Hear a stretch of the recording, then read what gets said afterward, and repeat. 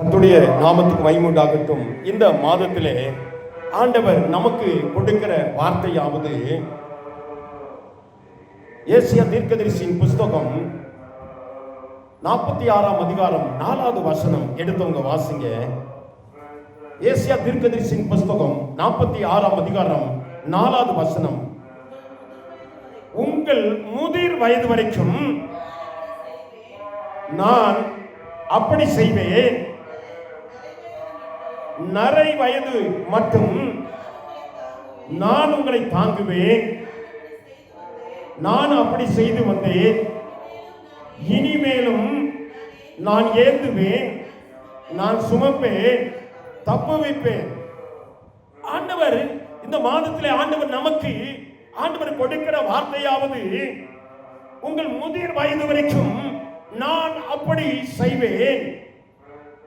பாருங்களேன், முதிர் வயது வரைக்கும் அப்படி செய்வேன். இதுவரைக்கும் செய்தது போல அல்ல, இதுவரைக்கும் செய்தது மாத்திரம் அல்ல, இனிமேலும் நான் உனக்கு என்ன செய்வேன்? பாதுகாப்பேன், நான் தாங்குவேன், தப்புவிப்பேன், ஏந்துவேன், சுமப்பேன் என்று ஆண்டவர் சொல்கிறார். கரங்களை தட்டி தேவனை மகிமைப்படுத்துமா. ஆண்டவர் சொல்கிறார், உங்கள் முதிர் வயது வரைக்கும் நான் அப்படி செய்வேன். பாருங்களேன், நரை வயது மட்டும் நான் உங்களை தாங்குவேன். நான் அப்படி செய்து வந்தேன், இனிமேலும் நான் ஏந்துவேன், நான் சுமப்பேன், தப்புவிப்பேன் என்று ஆண்டவர் சொல்கிறார். ஒரு சுமக்கிற தேவன், ஒரு தப்புவிக்கிற தேவன், ஒரு ஆவியானவர் இந்த மாதத்திலே 7வது மாதத்திலே நம்மளை பரிபூர்ணமாய் நம்மளை நடத்த ஒரு தகப்பன் உண்டு. நம்மளை சுமக்க நமக்கு உண்டு. எனக்கு யாரும் இல்லையே, எனக்கு ஆண்டவர் திக்கற்ற நிலைமையிலே சில நேரங்களிலே நம்ம அங்கலாய்க்கிற நிலைமை உங்களுடைய வாழ்க்கையில் இருக்கிறதா?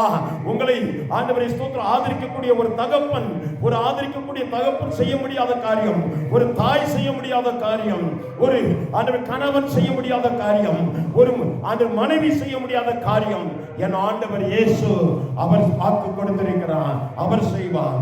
அவர் உன்னை தாங்குவேன், தப்புவிப்பேன், உன்னை ஏந்துவேன், சுமப்பேன் என்று சொல்லுகிறார். அவர் உன்னை சுமக்க விரும்புகிறார். அல்லேலூயா. அழகாய் அழகாய் ஆண்டவரை சுமப்பேன் என்று சொல்கிறார். அழகாய் ஒரு கொரசை பாடுமா.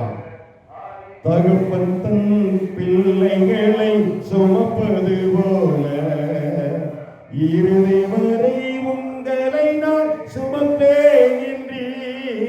தகப்பன் தன் பிள்ளைகளை சுமப்பது போல இறுதி வரை உங்களை நான் சுமப்பேன் என்று.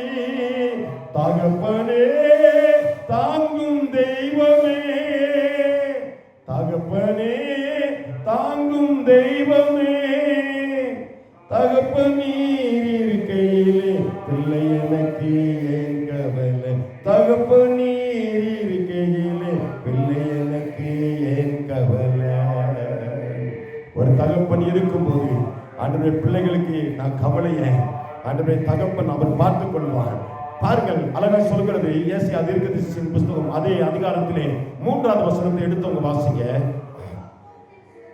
யாக்கோபின் சந்ததியாரே, இஸ்ரவேலின் சந்ததியில் மீதியாகிய சகல ஜனங்களே, எனக்கு செவி கொடுங்கள். பாருங்களேன், என் சந்ததியாரே, நான் உன்னை தாங்க வேண்டும், உன்னை தப்புவிக்க வேண்டும், ஏந்த வேண்டும், சுமக்க வேண்டும் என்று சொன்னால் நீங்கள் என்ன செய்யணுமா? முதல் என் சந்ததியாய் மாற வேண்டும். நீங்கள் எனக்கு செவி கொடுக்கிறவர்களாய் மாற வேண்டும். நீங்கள் அவருடைய வார்த்தைக்கு கீழ்ப்படிய வேண்டும். என் நியமங்களுக்கு கைக்கொள்ள வேண்டும். அழகாய் சொல்கிறது யாத்திரம் 15:26 சொல்கிறது, என் நியமங்களை கைக்கொள்ளும் போது, என் வார்த்தையின்படி எல்லாம் நடக்கும் போது நானே கர்த்தராகிய பரிகாரி என்று சொல்கிறார். நான் தான் உனக்கு விடுதலை, நான் தான் உனக்கு மாற்றம், நான் தான் உனக்கு ஆசீர்வாதம். எல்லாவற்றையும் ஆண்டவர் நேர்த்தியாய் நமக்கு கொடுத்திருக்கிறார். எல்லா கரங்களை தட்டி தேவனை மகிமைப்படுத்துவோமா. பாருங்களேன், எனக்கு செவி கொடுங்கள், எனக்கு என் வார்த்தைக்கு கீழ்ப்படியுங்கள், என் வார்த்தையை கேளுங்கள், எனக்கு செவி கொடுங்கள் என்று ஆண்டவர் சொல்கிறார். என் செவியை சத்தத்தை கேட்கிறவர்கள் அநேகர் என்னுடைய பட்சமாய் திரும்பி வருவார்கள். என் வார்த்தைகளை கேட்கிறது வேதம் அழகாய் சொல்கிறது. என் மந்தை என்ன செய்வார்? என் வார்த்தைகளை கேட்கிறது, அவை எனக்கு கீழ்ப்படுகிறது. அவைகள் ஓநாயின் பாதிப்பில் இருந்து என் சத்தத்தை கீழ்ப்படுகிறபடினாலே அது தப்புவிக்கப்படுகிறது என்று அழகாய் ஆண்டவர் வேதம் சொல்கிறது.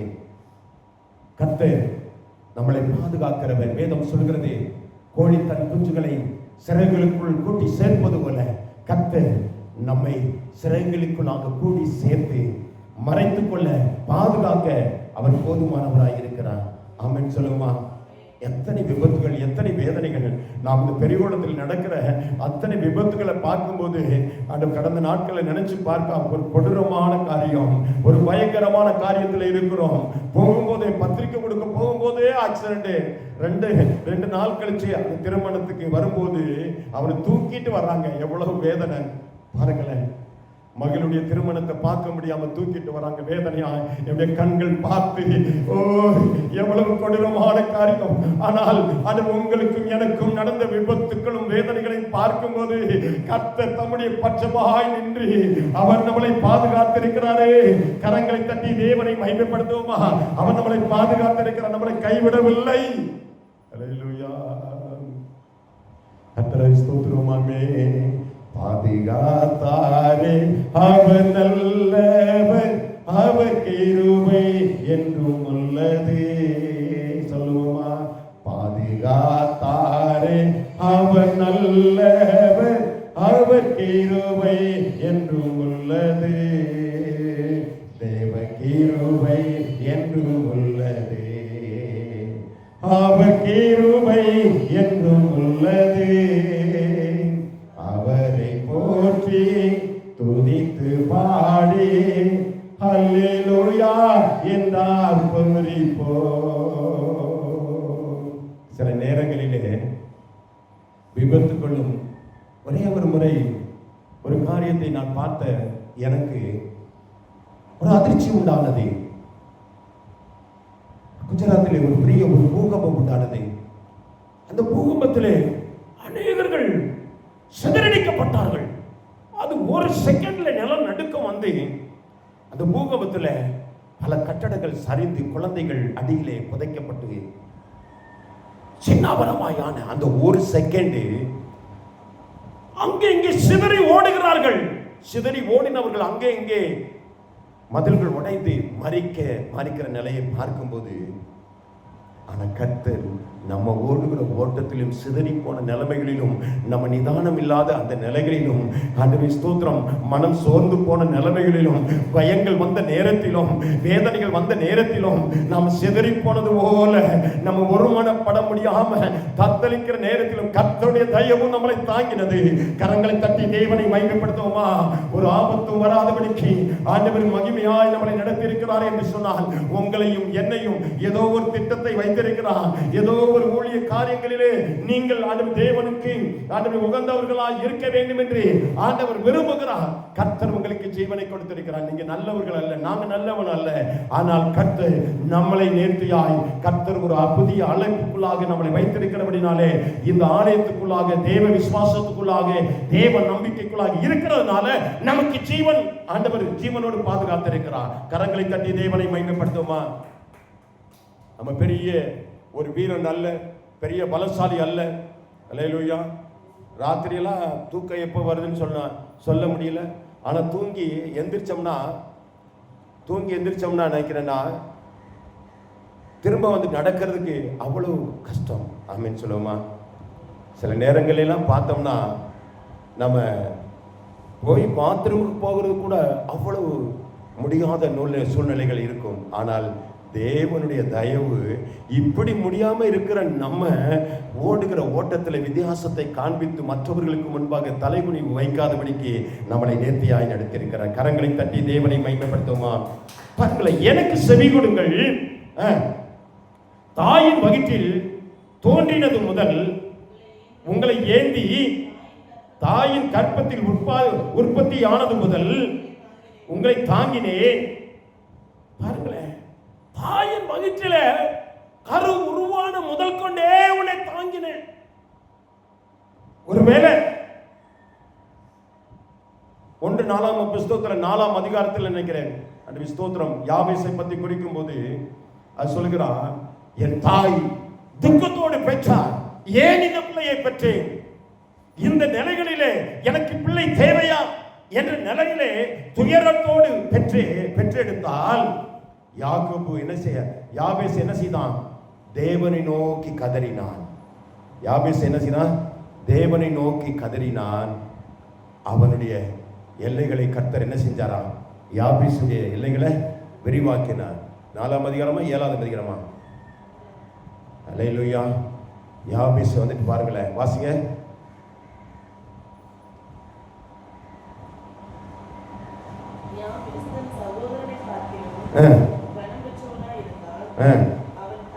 அவன் தாய்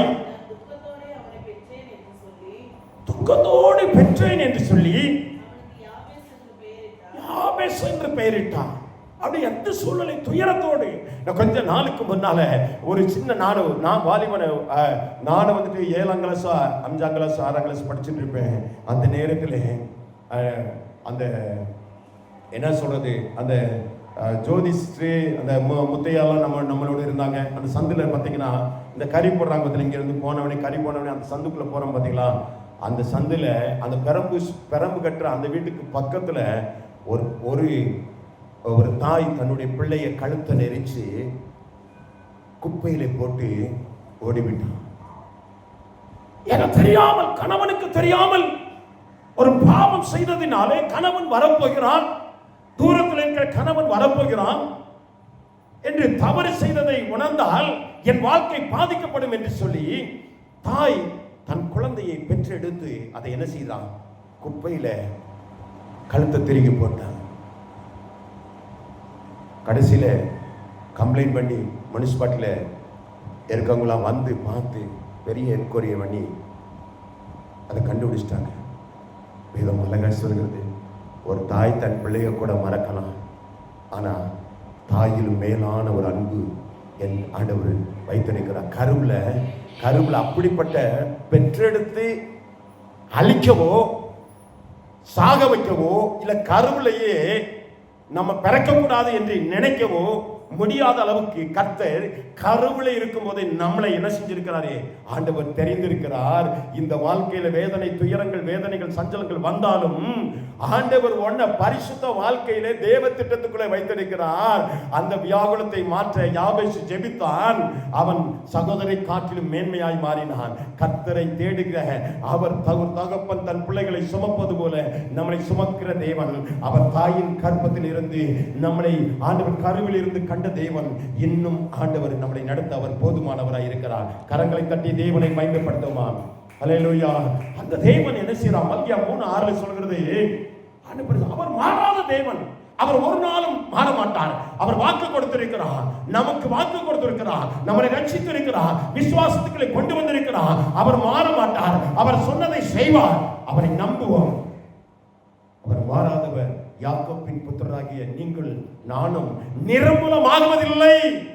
அவர் மாறாத தேவன். அவரை நம்பி இருக்கிறோம். அவர் கற்பத்தின் கருவில் இருந்து நம்மளை தப்புவித்து நம்மளை வாக்குத்தத்தங்களுக்குள்ளாக கொண்டு வந்து அவர் நம்மளை என்ன செய்வார்? தாங்குவேன், தப்புவிப்பேன், ஏந்துவேன், முதிர் வயது வரைக்கும் நான் அப்படி செய்வேன் என்று சொல்லி கடைசி வரைக்கும் அவர் சொல்கிறார். 1 வருஷம் கேரண்டி சொல்லல, அவர் 2 வருஷம் கேரண்டி சொல்லல. அவர் சொல்லும் போது முதிர் வயது வரைக்கும், நரைமுடி வரைக்கும் நான் என்ன செய்வேன்? தாங்குவேன். நரைமுடி வரைக்கும் என்ன செய்வேன்? நான் தாங்குவேன், நான் தப்புவிப்பேன், நான் உன்னை ஏந்துவேன், நான் சொன்னதை செய்கிற வரைக்கும் நான் என்ன செய்ய மாட்டேன்? உன்னை கைவிட மாட்டேன். நீங்க நம்புங்க, நீங்க நம்புங்க, தேவனை சார்ந்து கொள்ளுங்க, அவரை பிடிச்சு கொள்ளுங்க, அவரை பிடிச்சு கொள்ளுங்க. அல்லேலூயா, அல்லேலூயா. கர்த்தர் உன்னை தெரிந்து கொண்டவர், உன்னை உருவாக்கினவர். அவர் நிச்சயமாக அவர் உன்னை நடத்த அவர் போதுமானவராக இருக்கிறார். பாருங்களேன், ஏசாயா தீர்க்கதரிசியின் புஸ்தகம் அதே காலத்தில் 46:9 சொல்கிறது, முந்தி பூர்வ காலத்தில் நடந்தவர்களை நினைவுகள், நானே தேவன், வேறொருவரும் இல்லை, நானே தேவன், எனக்கு சமமானவர்கள் இல்லை என்று ஆண்டவர் சொல்கிறார். முந்தின நாட்கள் நடந்ததை நினைச்சு பாருங்க. ரட்சிக்கப்பட்ட நாட்கள்ல தேவனை நோக்கி ஜெபித்த கள்ளம் கபடம் இல்லாம பரிசுத்த வாழ்க்கையிலே பரிசுத்தமாய் ஜெபித்த ஜெபத்தை பார்க்கும் போது, கரை அற்ற அந்த நாட்களாய் நம்ம தேவனுக்கு முன்பாக நிற்கும் போது, நம்ம ஜெபங்கள் கேட்கும் போது, தேவனுக்காக வைராக்கியமாய் நிற்கும் போது, நிச்சயமாக நமக்கு ஆண்டவர் செய்த அற்புதங்களை நினைச்சு பார்க்கும்போது, அன்னைக்கு ஆண்டவர் அற்புதம் செய்தவர் இன்னைக்கு நமக்கு அற்புதம் செய்யாமல் இருப்பாரோ? அல்லேலூயா, ஆமென் சொல்லுமா. அழைத்தவர் கைவிடுவாரோ? தெரிந்தவர் விட்டு விடுவாரோ? அழைத்தவர் கைவிடுவாரோ? தெரிந்தவர் விட்டு விடுவாரோ? பேர் சொல்லி அழைத்த தேவன் உன்னை பெருமை படுத்திடுவார். பேர் சொல்லி அழைத்த தேவன் உன்னை பெருமை படுத்திடுவார். பெருமை படுத்திடுவார். உன்னை உண்டாக்கினவர், உன்னை சிருஷ்டித்தவர் உன் முன்னே நடந்து செல்கிறார். உன்னை உண்டாக்கினவர், உன்னை சிருஷ்டித்தவர் உன் முன்னே நடந்து செல்கிறார். தீங்கு முன்னே ஒன்றும் செய்யாதே, தீங்கு முன்னே ஒன்றும் செய்யாதே. நாங்கள் வீட்டில் தியானிச்சு கொண்டிருக்கும் போது, யோபின் புஸ்தகத்தை நாங்கள் தியானிச்சு கொண்டிருக்கும் போது, பிசாசு பயந்த காரியத்தை வீட்டில் நான் சொல்லிட்டு இருந்தேன். யோபை சுற்றிலும் வேலி அடிக்கவில்லையா என்று பிசாசு பார்த்து பயந்தானா? ஆமென் சொல்லுமா. கர்த்தரை சார்ந்து கொண்டு கர்த்தர் மேல் நம்பிக்கையா இருக்கிற ஆண்டவர் யோபுக்கு கர்த்தர் துணையா இருந்தது போல, ஆண்டவர் உன்னை தொடர்றதுக்கு முன்னால ஆண்டவர்கிட்ட பெர்மிஷன் கேட்டுதான், உன்னை தொடுகிறவர்கள் என் கண்மணியே தொடுகிறார். கண்ணை தொடுறவங்க என் கண்மணியை தொடரும். ஃபர்ஸ்ட் என்னன்னா, இந்த கண் மணி என்ன செய்யுமா, படக்கு என்ன செய்யுமா, மூடிடும். ஆமென் சொல்லுமா. அதை தொடவே முடியாது. அதை போல கர்த்தர் நம்மளை பாதுகாக்கிறவர். ஆமென் சொல்லுமா. அல்லேலூயா. ஏசாயா தீர்க்கதரிசியின் புஸ்தகம் அது பாருங்களேன். அவர் நினைத்து பாருங்க, சமான பாருங்களேன், நினைத்து பாருங்க. நானே தேவன், எனக்கு சமானம் இல்லை.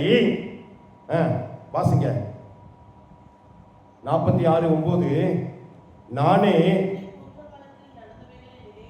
நினையுங்கள், தேவன் வேறொரு இல்லை, நானே தேவன், எனக்கு சமானம் இல்லை. பாருங்களேன் 10வது வசனம் வாசிங்க.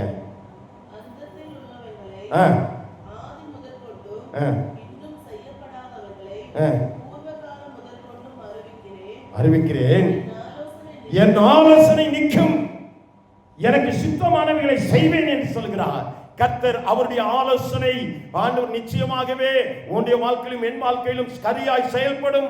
அவருக்கு சித்தமானதை செய்ய விரும்புகிறார். ஆமென் சொல்லுமா. பாதிப்பு வரும், வேதனை வரும், பிரச்சனை வரும். அப்படி வராட்டினா என்ன? அப்படி வராட்டினா என்ன? உனக்கு பிரச்சனையே வராட்டினா கர்த்தர் உன்னை என்ன செய்யல? கர்த்தர் உன்னை சாட்சியா வைக்க விரும்பல. உனக்கு பிரச்சனையே இல்லாட்டினா, பிரச்சனை இருந்து கர்த்தர் இவ்வளவு தூரம் நடத்தி வந்திருக்கிறார் என்றுதான் சாட்சி சொல்ல முடியும். ஆனால் பிரச்சனையே இல்லாட்டினா என்ன செஞ்சிருக்கணும்? ஆண்டவர் எகிப்திலிருந்து கடலுக்கு முன்னால, சிவந்த கடலுக்கு முன்பாக நம்மளை நிறுத்தவே மாட்டார். அவங்கள ஏன் நிறுத்தினாரு? அங்க ஒரு சாட்சி தேவை. அப்ப தடை இருந்தால் தான் சாட்சி வரும். அந்த தடையை உடைச்சி கர்த்தர் கொண்டு வர்றதுதான் சாட்சி. கரங்களை தட்டி தேவனை மகிமைப்படுத்துவோமா. அல்லேலூயா. வனாந்தரத்துல சாப்பாடு இல்ல, கதறினாங்க. ஆனா வானத்திலிருந்து மன்னாவை இல்லாம இருந்ததுனாலதான், அந்த வேதனைனால கதறினாலதான், கதறும் போது எப்படி இருந்திருக்கும்? வெறுமை வேதனை. அந்த நிலைகளை, அந்த சோதனையை சந்திச்சதுனாலதான் கர்த்தர் ஒரு அற்புதத்தை செய்தார். அதுதான் சாட்சி, அதுதான் சாட்சி. பாருங்களேன், ஆசாரியர்கள் ஆண்டவருடைய பட்டியை கொண்டு போனார்கள். யோர்தானிலே கட்டக்கடங்காத வெள்ளப்பெருக்கு ஓடிக்கொண்டிருக்கிறது. அங்கே ஆண்டவர் என்ன செய்யறாரா? அதைத்தான் கடந்து போகணும். வேற பாத வழியில போக கூடாதா? அதை கடந்துதான் போகணும். ஆமென் சொல்லுமா. அதை கடந்துதான் போகணும். அதை கடந்து போகும்போதுதான் ஆண்டவர் சாட்சியாய். அப்ப நம்ம பார்க்கும்போது, அந்த தடையை பார்க்கும்போது ஒரு சோதனையா இருக்கும், வேதனையா இருக்கும். ஆனா கர்த்தர் அதை தாண்டி, அதை அற்புதம் செஞ்சு அதை தாண்ட செய்யும் போது அது சாட்சியாய் மாறும். ஆமென் சொல்லுமா. அல்லேலூயா. அதற்காகத்தான் சோதனை வருதா, நீங்க பயப்படாதீங்க. சோதனை உங்களுடைய வாழ்க்கையில் ஒரு சாட்சியாய் மாறப்போகிறது. எத்தனை ஊழியக்கார் சொல்றாங்க இன்னைக்கு. நான் டெய்லி வந்துட்டு பார்த்தீங்கன்னா காலையில் நான் வேத வசனத்தை நான் தியானிச்சுட்டு டிஜிஎஸ் தினகரன் ஒரு சில செய்திகளை கேட்பேன். அப்போ அது சொல்லுவார், ஏஞ்சல் என்னுடைய வாழ்க்கையிலே ஒரு பெரிய அந்த காலேஜை கட்டுறதுக்கு, ஸ்கூல் கட்டுறதுக்கு அவர் முத லோன் வாங்கி அவர் கட்டும்போது அந்த இடத்தை நான் பார்க்கணும் அப்படின்னு சொல்லி ஏஞ்சல் அவங்கள மகன் என்ன செஞ்சான், வாஞ்சையோடு வந்துச்சான். முத அவர் அவர் கஷ்டப்பட்டு கட்டின அந்த வளாகத்தை பார்க்கும்படியாக அப்பா என்னை கூப்பிட்டு போங்க அப்படின்னு சொன்னபோது கூப்பிட்டு போனாங்களாம். ஆனால் அந்த நேரத்தில் இடையிலே ஒரு வண்டி வந்து அடிச்சு மோதி அந்த ஸ்பாட்லயே இவருக்கு முடியாம போய் அப்படி மகள் ஏஞ்சல் இறந்து போனார். எப்படி இருக்கும்? ஆனால் சொல்லுகிறார், என் ஏஞ்சல் இறந்ததுக்கு அப்புறம் தான் அப்படியே வாழ்க்கையில பெரிய பெரிய ஒரு மாற்றங்களை கர்த்தர் கொடுத்தார். ஆமென் சொல்லுமா? எவைகளை உடைக்கணும், எவைகளை சரி பண்ணணும், எவைகளை சாட்சியா மாற்றணும் கர்த்தருக்கு தெரியும். அதை நேர்த்தியாய் ஆண்டவர் மாற்ற அவர் போதுமானவராய் இருக்கிறார். பாருங்களேன், ஏசாயா தீர்க்கதரிசியின் புஸ்தகம் 46:11 சொல்லுகிறது, ஆலோசனையை நிறைவேற்றும் ஆண்டவரே மனுஷனை தூர தேசத்திலிருந்து வரவழைக்கிறவராய் இருக்கிறேன். அதை சொன்னேன், அதை நிறைவேற்றுவேன், அதை திட்டம் பண்ணினேன், அதை செய்து முடிப்பேன். தூரமா இருந்த நம்மள ஆண்டவர் சமீபமா கொண்டு வந்துட்டாரு, திட்டத்தை முடிச்சிட்டாரு. இனி நம்ம திட்டம் தான். ஆமென் சொல்லுமா? அவரை பிடிச்சுக்கொண்டே ஓடணும், அவரை பிடிச்சுக்கொண்டே ஓடணும். அல்லேலூயா. எத்தனை பேர் பிள்ளைகளுக்கு விவரம் தெரியாமல் இருக்கும்போது நமக்கு வந்துட்டு முத தகப்பனை என்ன செய்யறோம், இதுதான் உங்க அப்பா அப்படின்னு சொல்லும் போது அந்த பிள்ளை ஆண்டவரே ஸ்தோத்திரம், தாய் சொன்ன அந்த தகப்பன் இவர் தான் அப்படி சொல்லி அறிமுகப்படுத்தினதுக்கு அப்புறம் பாருங்களேன், அந்த தகப்பனை அந்த சார்ந்து கொண்டு ஓடும் போது எவ்வளவு ஒரு ஆச்சரியம். அவங்க அப்பா பிள்ளைன்னுவாங்க. ஆமென் அல்லேலூயா. அதை போல நம்முடைய அப்பா பிள்ளையாய் மாறி ஆண்டவர் கொண்டு வந்துட்டாரு, அறிமுகம் ஆயிட்டோம். அவருடைய சமூகத்தில் நிற்கும் போது, அவரை பற்றி கொண்டு இருக்கும் போது கர்த்தர் எல்லாவற்றையும் செய்ய போதுமானவராய் இருக்கிறார். சங்கீதம் 102:27 சொல்கிறது, நீரோ மாறாதவராய் இருக்கிறாய், உமது ஆண்டுகள் முடிந்து போவதில்லை. உன்னை அழைத்த விசுவாச வாழ்க்கையில் ஆண்டவர் என்ன செஞ்சிருக்கிறாரு, கொண்டு வந்திருக்கிறாரு. அவருடைய ஆண்டு முடியலை, அவர் அற்புதம் செய்வாரு. அவர் ஆரம்பத்தில் இருந்த விசுவாசம் எங்கேன்னு பார்த்து நம்ம சோதித்து, ஆண்டவர் நிச்சயமாக ஆரம்பத்தில் இருந்த ஜெபம் எங்கே என்று சொல்லி பார்த்து அவர் மாறவே இல்லை, நம்ம தான் மாறி இருக்கிறோம் என்று சொல்லி எபிரேயர் 13:8 சொல்லியிருக்கிறது, நேற்றும் இன்றும் நாளையும் அவர் மாறாதவர். ஆமென் சொல்லுமா? நம்முடைய வாழ்க்கையிலே ஆண்டவர் நம்மை போதுமானவராய் ஆண்டவர் நிறுத்த விரும்புகிறார். ஆண்டவர் போதுமானவர் சொல்ற வரைக்கும் அந்த வனாந்தரத்தின் வழியை நடத்தினார். ஆண்டவர் போதுமானவர் என்று சொல்லும் வரைக்கும், அவருடைய விசுவாச யாத்திரைகளை உறுதிப்படுத்தும் வரைக்கும் அவர்களை வனாந்தர வழியாய் நடத்தினார். சில விசுவாசத்தில் குறைவாக இருந்தால் கானான் தேசத்தில் அவங்க பிரவேசிக்கவே முடியல, கானான் தேசத்தை சந்திக்க முடியல. ஏன் காரணம் தெரியுமா? அந்த தேவன் கொண்டு வந்த அந்த வாழ்க்கையில், இந்த விசுவாச யாத்திரையில் நிறைய பேர் என்ன செஞ்சுறாங்க, தேவனுக்கு விரோதமாக ஊழியக்கார குறை சொல்றது, அந்த அந்த விசுவாச யாத்திரையை குறை சொல்றது.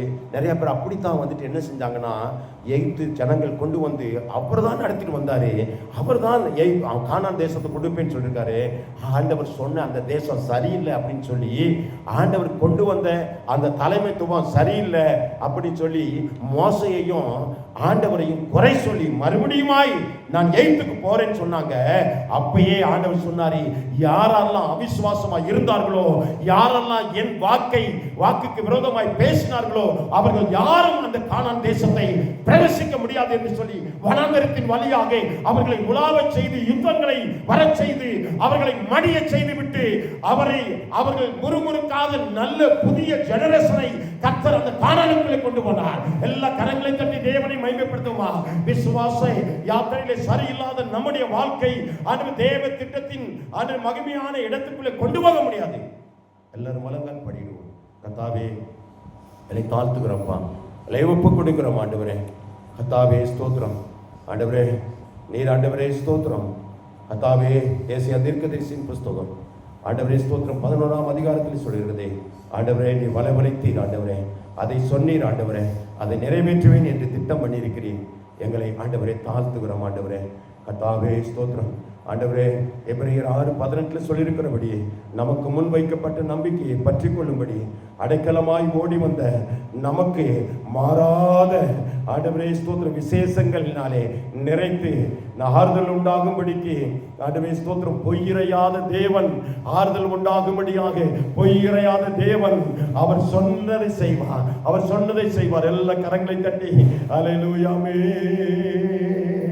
வாக்கை நம்பி வந்து நிற்கிறோ வல்லகாவி மாறி ஊற்றுவே. வாக்கை நம்பி வந்து நிற்கிறோ வல்லகாவி மாறி ஊற்றுவே. தேவனே நீ பெரியவர், தேவனே நீ நல்லவர், தேவனே நீ பரிசுத்தர், தேவனே நீ நல்லவர். வாக்கை நம்பி வந்து நிற்கிறோ வல்லகாவி மாறி ஊற்றுவே. உந்தன் வாக்கை நம்பி வந்து நிற்க நல்ல கரங்களை தட்டி வல்லகாவி மாறி ஊற்றுவே. உந்தன் வாக்கை நம்பி வந்து நிற்கிறோ வல்லகாவி மாறி ஊற்றுவே. ஆண்டவருடைய வாக்கை நம்பி வந்திருக்கிற உங்களையும் என்னையும் ஆண்டவர் ஒரு நாள் கைவிட மாட்டார். அவர் நிச்சயமாகவே ஆண்டவரே முதிர் வயது வரைக்கும் நம்மளை தாங்கி ஆண்டவர் நம்மளை ஏந்தி நம்மளை நடத்தி நம்மளை சுமந்து ஆண்டவரை கொண்டு போக அவர் போதுமானவராய் இருக்கிறார். நான் அவருடைய பலத்த கரத்துக்குள் அடங்கியிருந்து ஆண்டவரே என்னை பார்த்துக்கிற என்னை ஒப்பு கொடுக்கிற உங்களுடைய சித்தத்துக்கு நான் ஆண்டவரே என்னை ஆண்டவரே ஸ்தோத்திரம் சமர்ப்பிக்கிறேன் எத்தனை பேர் சொல்றீங்களோ அத்தனை பேர் மேலும் தேவ ஆவியாருடைய அனுகிரகம் போதுமானதாய் இருக்க போகிறது. ஆண்டவரே கையை உயர்த்திருக்கிற அத்தனை நபர்கள் மேலும் தேவ கிருபை சொல்ல கொள்ளட்டும். இந்த மாதத்திலே தாங்குவேன், தப்புவிப்பேன், ஆண்டவரை ஏந்துவேன், சுமப்பேன். ஆண்டவரே ஸ்தோத்திரம். இதுவரைக்கும் தாயின் கருவிலிருந்து ஆண்டவரே காத்த தேவன் ஆண்டவரே இன்னும் தாங்குவேன், முதிர் வயது வரைக்கும் தாங்குவேன் என்று சொல்லியிருக்கிற அந்த வாக்குத்தத்தத்தின்படி எல்லா பயத்தை நீக்கி நம்முடைய பிள்ளைகளுக்கு இந்த மாதத்திலே ஆண்டவரே பாதுகாப்பின் கரம் உண்டு, அற்புதத்தின் கரம் உண்டு, அவர் எல்லாம் பார்த்துக் கொள்வார் என்று சொல்லி ஒரு புதிய நம்பிக்கையும் புதிய ஆண்டவரை தைரியத்தையும் ஆண்டவரை வரப்பண்ணி ஓட தேவன் கிருபை செய்கிறார்கள். இயேசுவின் நாமத்தில் ஜெபிக்கிறோம் நல்ல பிதாவே, ஆமென். அல்லேலூயா, அல்லேலூயா, ஆமென் சொல்லுமா, அல்லேலூயா.